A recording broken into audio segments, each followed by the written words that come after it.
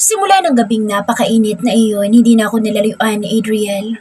Kung buntot ko na siya noon pa lang, aba, mas buntot ko siya ngayon. Mabuti nga at ayos na ako ngayon dahil kinabukasan talaga ng gabing iyon, hindi na ako nakalakad. Nakahilata na lang ako sa kama at sa Adriel ang nagimpa ako.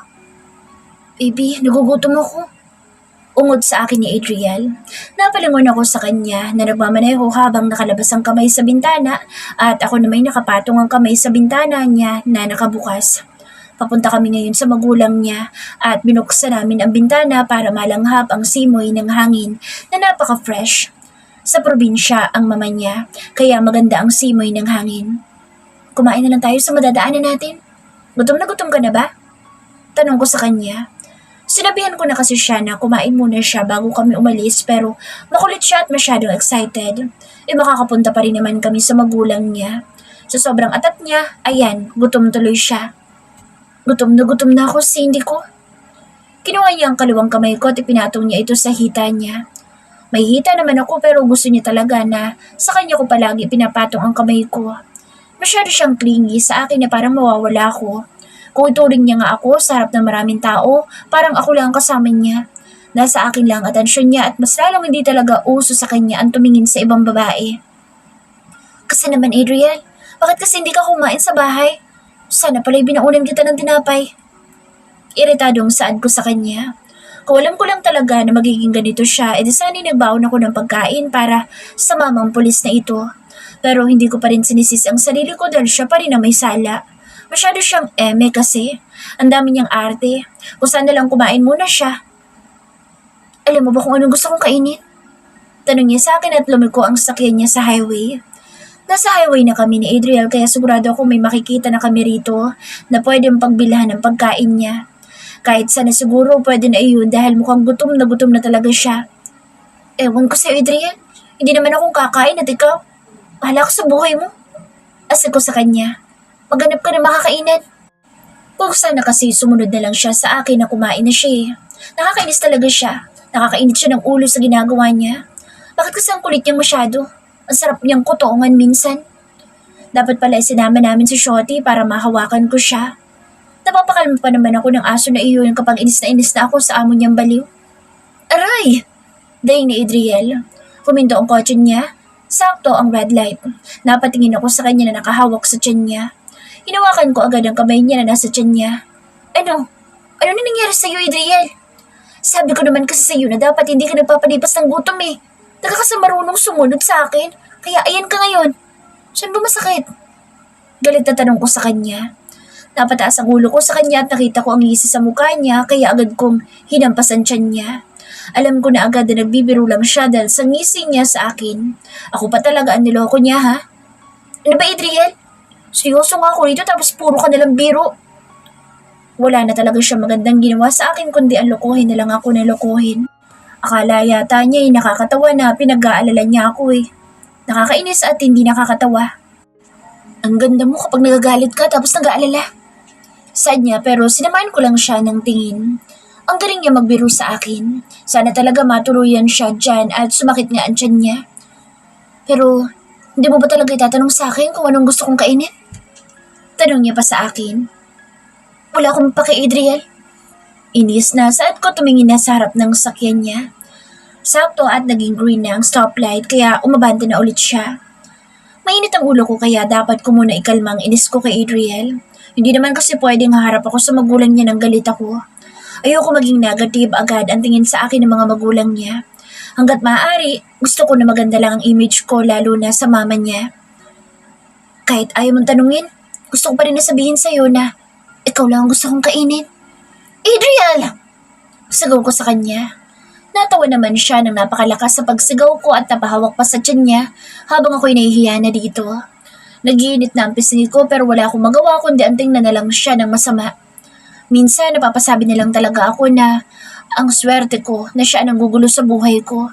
Pero minsan naiinis ako kung bakit may boyfriend ako na madaldal. Kumain ka na lang sa madadaanan mo. Tumahimik ka na please. Case lang. Baka sa susunod niyang sabihin na kabalastugan ay hindi ko na siya matansya sa sinasabi niya. Sisipain ko na talaga siya palabas ng kotse at bahala na siya sa buhay niya. Hindi man ako marunong mag-drive, baka bigla ako matuto dahil sa kanya. Ang init ng ulo mo sa akin. Anya at hinalikan ng kamay ko. Inagaw ko agad ang kamay ko sa kanya at napatingin na lang sa harapan ng kotse niya. Nakahinto na naman ang kotse namin at ramdam ko na may nakatingin sa akin sa labas ng kotse. Nilingon ko ito pero mabilis ko ring inalis ang tingin ko nang makita ko na isang kalbong lalaki na mukhang manyak ang driver ng kotse. Nakakainis si Adriel pero mas nakakainis pa rin ang lalaking tong nakatingin sa akin. Sana hindi siya mabangga sa pagiging manyak ng mga mata niya. Hindi naman sa pagiging judgmental pero halatado ko kasi agad na manyak ang isang iyon. Lakas makatingin na. Narinig ko mahinang asik ng boyfriend ko. Napangiti lang ako at nanatili ang tingin ko sa harapan ng kotse namin. Nakita ko sa gilid ng mata ko ang paglapit sa akin ni Adriel. Biglang hinawakan ni Adriel ang baba ko at iniharap sa kanya.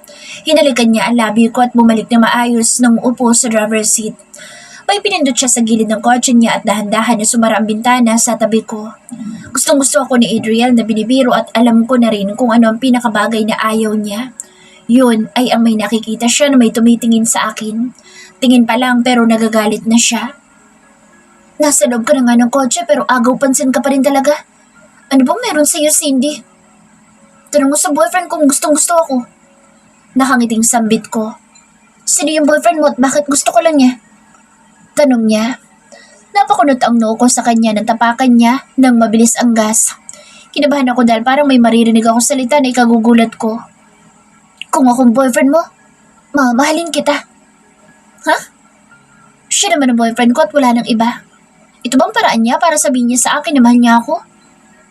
Adriel! Ang puso ko na nagwawala sa tuwing kasama ko siya ay mas lalo pang nagwala. Hindi ko talaga alam ang sasabihin ko sa kanya kundi ang banggitin na lang ang pangalan niya. What, baby? Tanong niya sa akin na parang wala lang. Grabe kung makapagsalita siya, parang wala lang siyang sinabi. Ang hilig niya magpaligoy-ligoy. Mabuti na lang talaga at mahutak akong tao at maintindihan ko agad siya. Yung pagkagusto mo sa akin? Iba na, Adriel. Mahal mo na ako?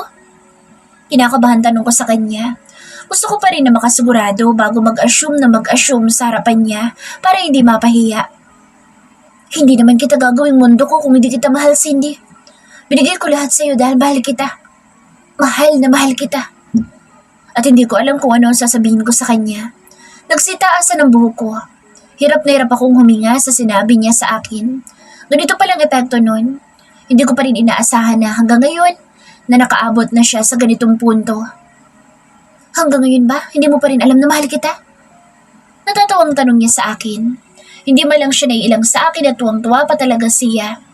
Siya ang umamin pero ako ang naiilang. Boyfriend ko na siya at sinabi ko na sa sarili ko na hindi na ako maiilang pero heto ako ngayon at naiilang sa kanya. Kulang pa bang pinaramdam ko? Kaya hindi mo naisip na mahal kita? Hindi kulang. Walang kulang, Adriel. Agad na saad ko sa kanya. Ayoko masaktan ko na naman siya.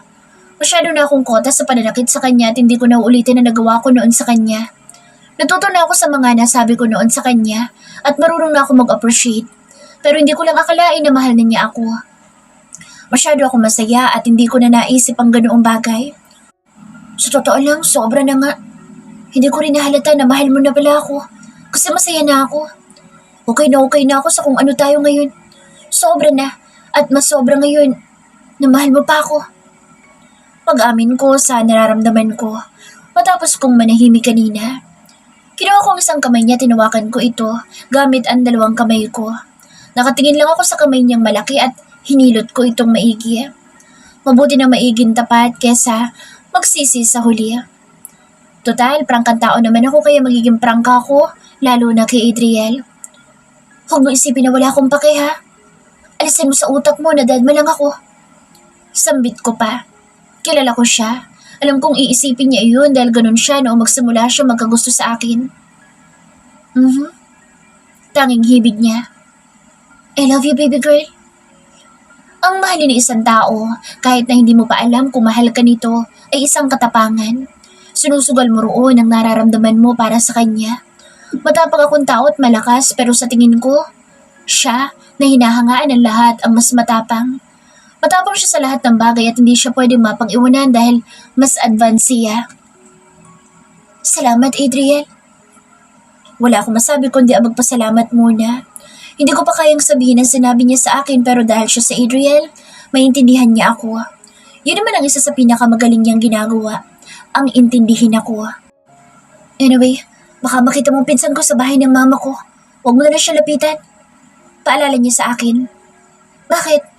Tanong ko. Gusto ko nga na maging malapit sa pamilya niya. Ngayon lang to dahil pinagkakatiwalaan ko naman siya. Basta Cindy, sumunod ka na lang. Huwag ka na lang lumapit sa kanila maliban sa mama ko. Samahan mo ang mama ko na magluto. Sinabi ko sa kanya na magaling ka magluto. Anya pa. Ipinagmalaki pa niya agad ako sa mama niya. Ang galing niya ha. Sana na may makamit ko ang panlasa ng mama niya kasi kahit gaano pa ako kasarap magluto, hindi lahat ng tao magugustuhan ang gawa ko. Dapat hindi mo na muna ako pinagmalaki. Sambit ko sa kanya. Bakit naman? Girlfriend kita kaya dapat lang. Hindi ko naman siya binigyan ng responsibilidad na ipagmalaki ako, pero pinagmalaki niya pa rin ako at sa mama niya pa talaga. Grabe talaga siya. Baka kasi mamaya hindi naman pala magustuhan ng mama mo kung paano ako magluto. Sambit ko pa. Napatawa siya sa akin na parang joke na naman ako sa kanya. Kinakabahan na nga ako tapos siya tamang tawa lang anumang oras na gusto niya.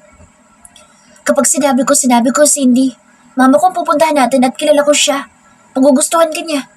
Ako na nagsasabi sa'yo. Masyado niya talagang binabati. Baka mamaya sa kababati niya na magugustuhan ako ng mama niya, hindi pala talaga. Hindi ko nga yata maalis ang kaba mo pero maniwala ka lang sa sinabi ko, Cindy. Magugustuhan ka ng mama ko. Ikaw pa ang dali mo nga magustuhan. Ang kaba sa loob ko ay mas tumoble pa dahil nandito na kami sa tapat ng bahay nila Adriel. Gusto ko na lang bigla na pumasok sa loob ng kotse at wag nang lumabas. Kinakabahan talaga ako. Cindy, kumalma ka. Inirapan ko siya, tinulak palayo sa akin. Nalibadbara na naman ako sa pagmumukha niya ngayon. Siguro dahil lang ito sa kinakabahan ako, kaya sana'y malagpasan ko na itong kaba ko. Ayoko talaga na kinakabahan ako kasi hindi ako mapakali. Pakiramdam ko, bumalik ako sa pagiging high school ko sa tuwing magre-report ako. Kinakabahan ako lalo na at baka biglang may magtanong. Paiba-iba ka na lang ng mood mo. Minsan galit ka. Minsan nag-aalala sa akin. Matutuwa, maglalambing tapos ngayon gigil ka na naman sa akin. Ano bang ginawa ko sa'yo? Natatawang tanong niya sa akin. Napairap na naman ako dahil hindi ko rin alam. Basta naiinis ako sa kanya. Sana lang mawala agad ang inis ko bago ko makaharap ang mama niya. Nakakatakot dahil baka mamaya kung ano ang masabi ko sa harapan ng mama niya. Pumasok na tayo sa loob. Baka kanina pa naghihintay ang mama ko. Anya at hinawakan ang kamay ko. Pero hindi ako humakbang at nagpabigat ako hanggang sa makakaya ko. Kinakabahan pa rin ako. Hindi pa ako ready na harapin ang mama niya. Binigyan naman ako ni Adriel na 1 linggo para harapin ang mama niya pero kinakabahan pa rin ako ngayon. Bakit Cindy? Tanong niya pa sa akin. Patanong-tanong pa siya sa akin sigurado naman ako na halata pa rin ang kaba sa dibdib ko. Ayaw nga mawala kahit na anong gawin ko. Naglagay na nga ako ng 5 piso sa sapatos ko pero wala pa rin. Kinakabahan pa rin ako. Diyos ko po. Pwede bang huwag na lang ngayon? Kinakabahan ako. Sambit ko sa kanya. Napatawa na naman siya sa akin na parang may nakakatawa na kinakabahan ako. Hindi ko naman kasi alam na ganito pala yun. Bumiyahe na tayo na malayo, Cindy. Ako naman ang bahala sa'yo. Di naman kita pababayaan. Anya pa. Hinawakan ko na mahigpit ang kamay niya dahil siya lang naman na magiging kakampi ko rito kung sakali man. Siya naman palagi at wala nang iba. Simula nang pumasok siya sa buhay ko, siya na ang naging kakampi ko. Okay lang yan, Cindy. Wala namang magbabago pagpasok natin sa bahay at sa paglabas natin. Nakangiting sambit niya sa akin. Bakit nga ba kasi ako natatakot? Kung hindi man ako magustuhan ng mama niya, sigurado naman ako na mananatili pa rin kami ni Adriel sa kung ano kami. Hindi papayag sa Adriel na maghiwalay kami dahil mahal niya ako. Mahal na mahal niya ako at yun naman ang bagay na pangahawakan ko ngayon. Pasok na tayo, okay? Nakangiting sambit niya sa akin at tumango ako. Tumabi ako sa kanya habang hawak ko na maigi ang kamay niya. Sa sobrang kaba ko, naramdaman ko tuloy ang pag-iyak ng kamay ko. Mabuti na lang talaga at nasanay na si Adriel sa palad ko na pasmado. Adriel, ang mama mo lang naman makakamit ko, di ba? Wala naman na sigurong iba, no? Tanong ko pa sa kanya. Iniisip ko lang na baka may lolo at lola pa siya o kaya na may mga tito at tita. Wala naman kasi siyang kapatid at wala na rin ang papa niya. Pakiramdam ko kasi, mahirapan ako sa mama niya kaya sana naman wala nang dumagdag pa. Sana nga, si mama lang at wala ang pinsan kong tarantado. Anya, kanina pa niya nababanggit ang salitang pinsan. Sino naman kaya ang pinsan na tinutukoy niya? Babae kaya o lalaki? Naglakad na kaming papasok sa bahay nila at binati agad kami ng ilang mga katulong ng bahay nila na may pare-parehas na uniforme. Napakalaki ng bahay na ito.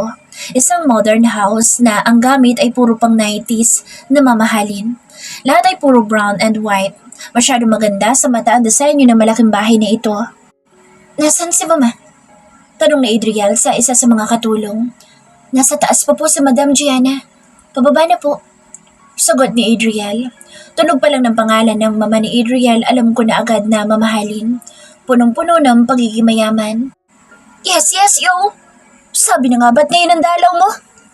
Napatingin ako sa isang lalaki na nakasuot ng itim na t-shirt at pantalon na butas-butas. Suot niya din isang bota na puno ng putik. Nadumihan tuloy ang napakakinis na tiles dahil sa sapatos niya.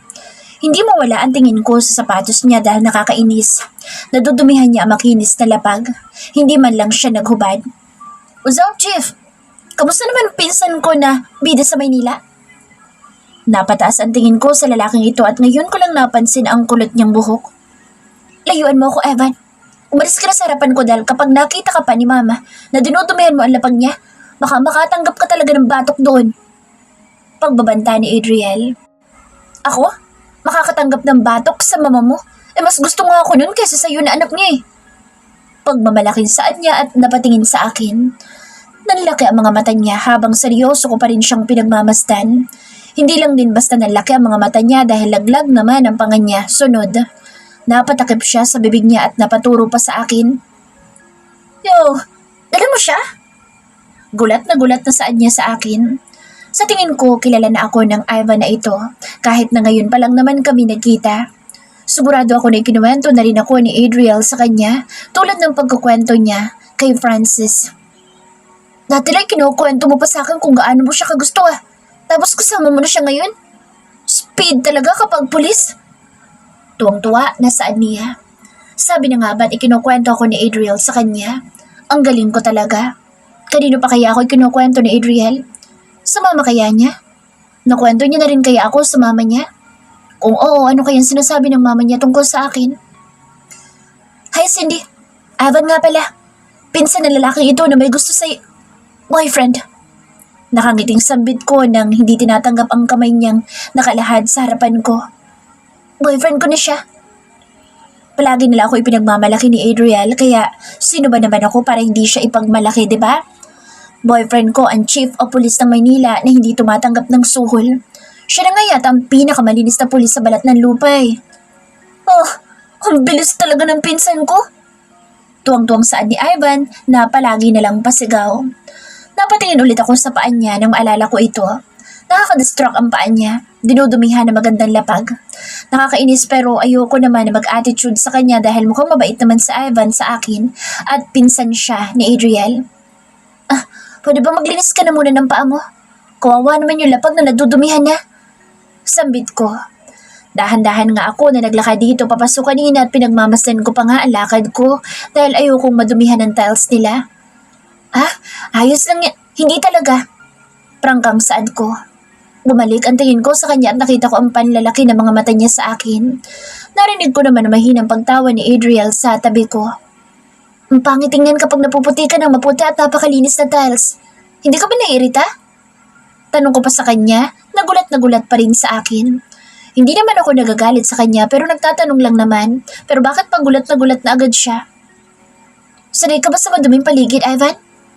Tanong ko pa sa kanya na ikinawala na talaga ng malakas na pagtawa ni Adriel. Napasandal pa si Adriel sa balikat ko kahit na maliit ako kumpara sa kanya. Tuwang-tuwa ang boyfriend ko dahil na-okray ko ang pinsan niya na hindi niya magawang okrayin. Ayoko naman talaga maging attitude kaya sinasabi ko lang sa kanya ang totoo in a nice way. What the fuck? Don't you dare, Ivan! Sa isang iglap, nawala na pala si Adriel sa pagkakasandal sa balikat ko at nawala na rin siya sa pagtawa niya ng malakas. Ayaw niya na may nagmumura sa harapan ko pero ayos lang kapag siya naman ang nagmumura. Iba talaga si Francis. Ano naman pinag-aawayan niyo? Napatingin ako sa likod ni Ivan at nakita ko ang napakagandang babae. Nakaka-insecure siya kahit nahalatang may edad na siya. Susuot niyang puting bestida na sumasayad hanggang lapag. Tita, inaaway ako ni Adriel at... Napatingin sa akin si Ivan at tinaasan ko naman siya ng 2 kilay. Basta tita, inaaway ako ni Adriel. Asik pa niya. Hindi naman pala niya ako kayang isumbong. Hanggang dito ba naman may natatakot na makipagbardagulan sa akin? Pero wait, tinawag niyang tita ang babaeng ito? So, ito ba ang... Mama, simpleng tawag ni Adriel sa babaeng bagong dating. Tama nga ako nang naisip ko. Ito nga ang mama ni Adriel. Ito na naman ang kaba sa dibdib ko. Ang ganda ng mama niya at halatang punong-puno ng kalinisan. Adriel! Naglakad palapit sa amin ang babaeng ito nang alam ko ay Gianna ang pangalan. Binatawan ko agad ang kamay ni Adriel nang ambahan siya ng yakap ng mama niya. Ang tagal mong hindi ako binisita. Masyadong busy, ma. Ngayon na lang ulit, nagkalibre ng oras. Sagot niya sa mama niya. Ang awkward. Hindi ko alam kung ano ang sasabihin ko o kung saan ako pupunta ngayon. Akala ko wala na akong mas ikakakaba pero meron pa pala ng maghiwalay sa pagkakayakap ang mag-ina at biglang lumingon sa akin ang mama ni Adriel. Dahan-dahan akong ngumiti sa mama niya at ngumiti naman din agad ito sa akin pero mas lalo akong kinabahan. Ikaw bang girlfriend ni Adriel? Tanong sa akin ng mama niya. Opo, magalang na sagot ko. Grabe talagang ugali ko. Ang galang ko sa harap ng mama ni Adriel at gumagamit pa ako ng po. Pero pagdating sa lolo ko, wala man lang po. Tapos pangkali ko pang kausapin si lolo minsan. Ang ganda mo pala sa personal, Cindy. Balita ko pa nga kay Adriel na marunong ka magluto. Masayang sambit dito sa akin. Ang gaan niya lang kung makipag-usap sa akin. Kung gaano kaamo ang mukha niya ay ganun din kaamo ang pagkausap niya sa akin. Opo, pero hindi ko pa alam kung magugustuhan niyo ang paraan ko sa pagluluto. Sambit ko pa. Binitawan niya ang anak niya at lumapit sa akin ang mama niya. Hinawakan nito ang kamay ko. Kahit ang kamay niya ay napakalambot. Hiyang-hiya ang kamay ko na puro paltos. Magugustuhan ko naman siguro dahil bentang-benta ang luto mo sa anak ko.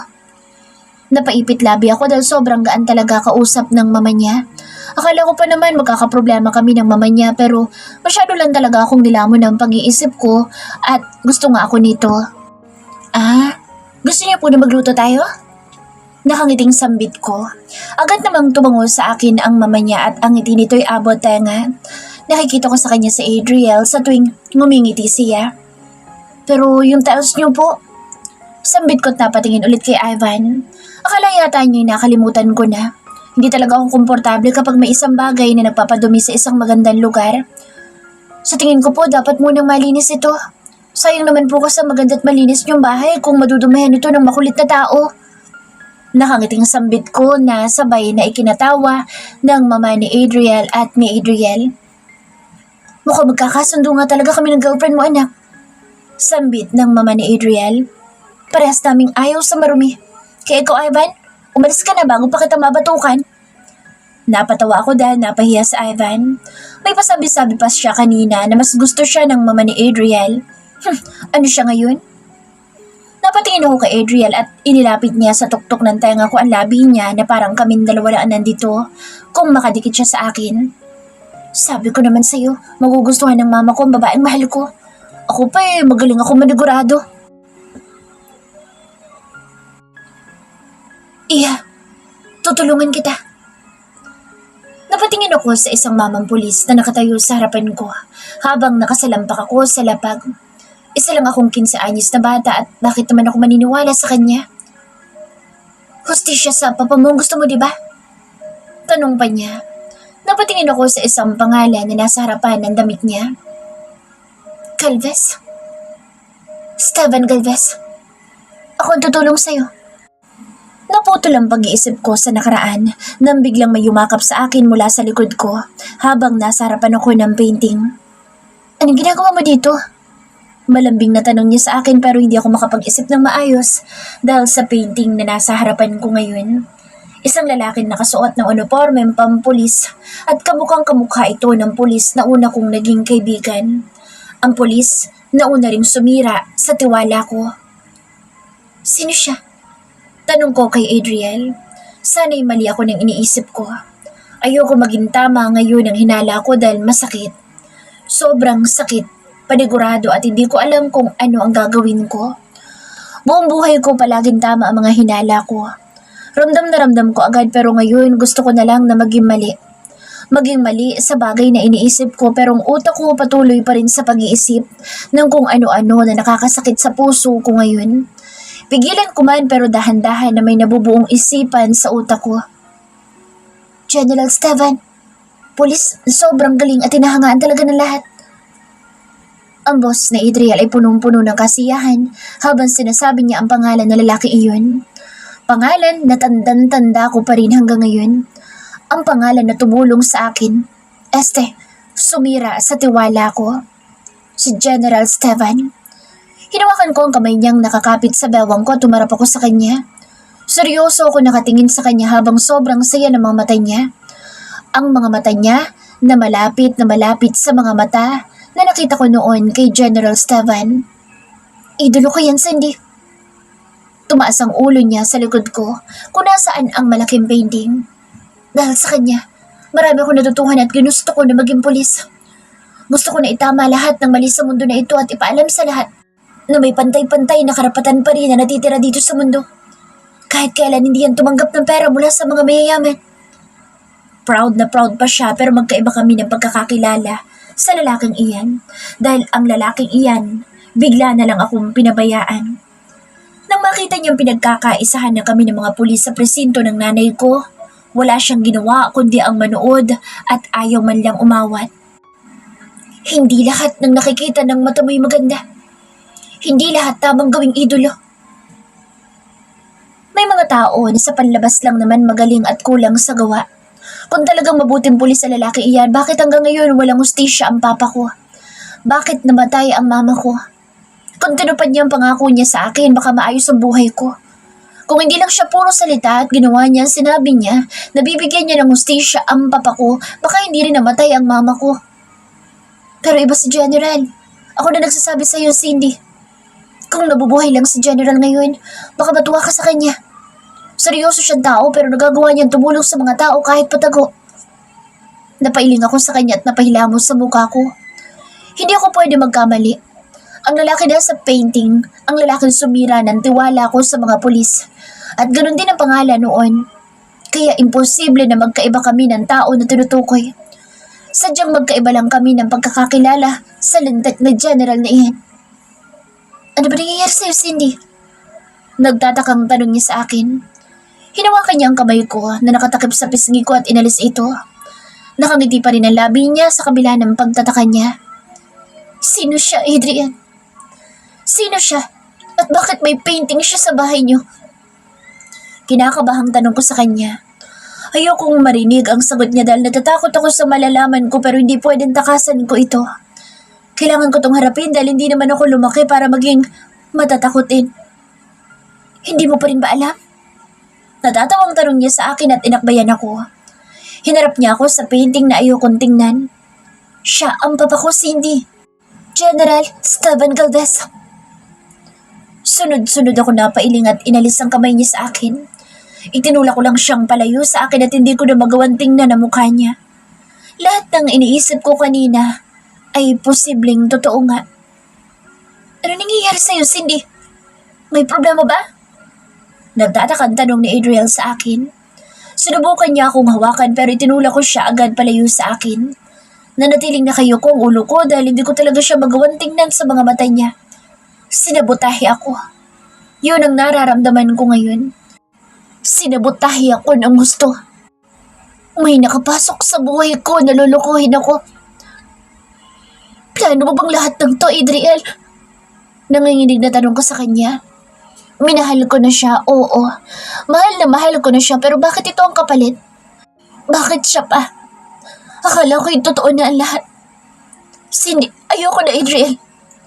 Ginamit lang kita para sa pera mo. At sa bahay na binigay mo sa akin pero hindi kita gusto. At hindi kita magugustuhan. Sunod-sunod ako napalunok sa sinabi ko na walang katotohanan. Ayokong ako ang matalo sa huli kaya ngayon pa lang sinasabi ko na pero masakit. Parang pinipiga ang dibdib ko sa sakit na nararamdaman ko ngayon. Siya ang sinasabihan ko ng kung ano-anong salita pero ako pa rin ang nasasaktan. Cindy, anong problema mo? Ang papa mo. Nagtaas ako ng ulo at nagsalubong agad ang tingin namin dalawa. Ang papa mo ang may dahilan kung bakit nawala ng tuluyan ng hustisya ang papa ko. At namatay ang mama ko. Ang sama-sama ng papa mo kaya bakit nasasabi? Bakit nasasabi mo na mabuti siyang pulis? Mali ka nang inahangaan mo, Adriel, dahil sinungaling siya. Kinuha niya ang loob ko at nagkunwari na tutulungan ako pero sa huli, pinanood niya pa rin kami ng mama ko. Galit na galit ako sa papa niya at mas lalo ko nagalit nang maalala kong lahat. Kung paano niya ako utuin at sabihin sa akin na matutulungan niya ako. Umasa ako. Umasa ako sa hustisya pero anong nangyari ay nawala lang ang mama ko.